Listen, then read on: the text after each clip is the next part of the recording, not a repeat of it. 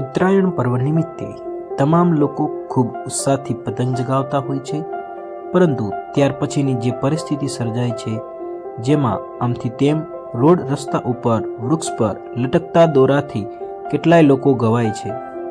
કેટલાય અબોલા પ્રાણીઓ અને પક્ષીઓ પણ તે દોરીથી ઘાયલ થતા હોય છે.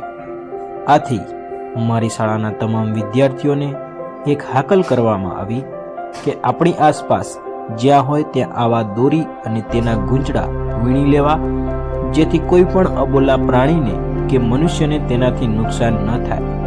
જેના અનુસંધાને આજરોજ અમારી શાળાના વિદ્યાર્થીઓ અને શિક્ષક મિત્રોએ ખૂબ મહેનત કરી ગૂંચડા લાવ્યા હતા.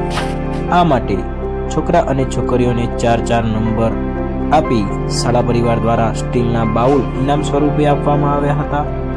આમ શિક્ષણની સાથે પર્યાવરણની જાળવણીનું પણ એક સુંદર કાર્ય કરવામાં આવ્યું.